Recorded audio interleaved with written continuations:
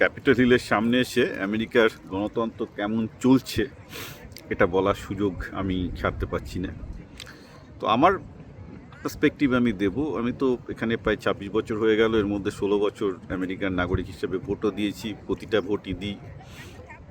ভারতে যে প্রতিটা ভোট দিয়েছি বলতে পারবো না, ভারতে বোধহয় গোটা 3বার ভোট দিয়েছি, ম্যাক্সিমাম সময় ভোট দিইনি। আমেরিকায় কিন্তু আমি একবারও ভোট ছাড়িনি, প্রত্যেকবার আমি আমার ভোট দিয়েছি।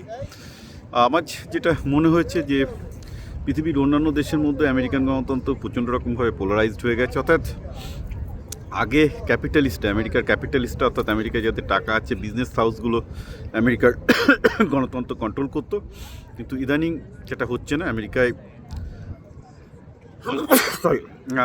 প্রচুর পোলেন আছে, যার জন্য আমার অ্যালার্জি ট্রিগার করছে এখানে।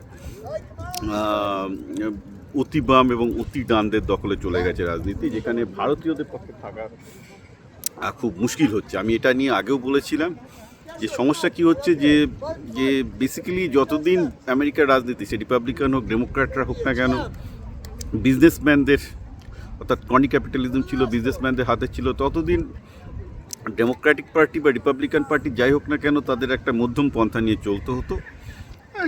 একটু পার্থক্য ছিল, কিন্তু ওভারঅল প্রো বিজনেস ছিল। অর্থাৎ প্রো বিজনেস থাকার জন্যই কিন্তু এত ভারতীয় এখানে কাজ করতে আসতে পেরেছে। দেখুন, ভারতীয়রা অনেক বামপন্থীরা বড় বড় কথা বলে, দক্ষিণপন্থীরা অনেক বড় বড় কথা বলে। ফ্যাক্ট ইজ, আজকে যে এতগুলো ভারতীয়, প্রায় 4-5 লাখ ভারতীয় আমেরিকাতে করে খাচ্ছে, 4-5 লাখ বলছি, তার বেশি, 3-5 মিলিয়ন, মানে 30-50 লক্ষ ভারতীয় এখানে আছে, এত ভালো করে খাচ্ছে, এখানকার সবচেয়ে একটা সমৃদ্ধ শ্রেণীতে পরিণত হয়েছে। The main reason for that is only one thing, main reason for that is যে আমেরিকায় business class was asking for it. অর্থাৎ আমেরিকায় যারা ব্যবসা করে তাদের H-1B দরকার ছিল, তাদের ভারতীয়দের কর্মদক্ষতা দরকার ছিল, সে বিজনেসের টানে সবাই এসছে, রাইট? আজকে এই অতি ডানপন্থী এবং অতি দক্ষিণপন্থীদের হাতে চলে যাওয়ার ফলে বেসিক্যালি আমরা ভারতীয়রা কারুর কাছে গ্রহণযোগ্য নয়। মাগারা বলছে এদের ইন্ডিয়ান, এদের তাড়িয়ে দাও, H-1B করছে, আর ডেমোক্র্যাটরা বলছে সালা এরা বড় লোক, এরা শোষক জাতি, এদেরকে তাড়িয়ে দাও। এই তো অবস্থা, এটা হচ্ছে প্র্যাকটিক্যাল ফ্যাক্ট।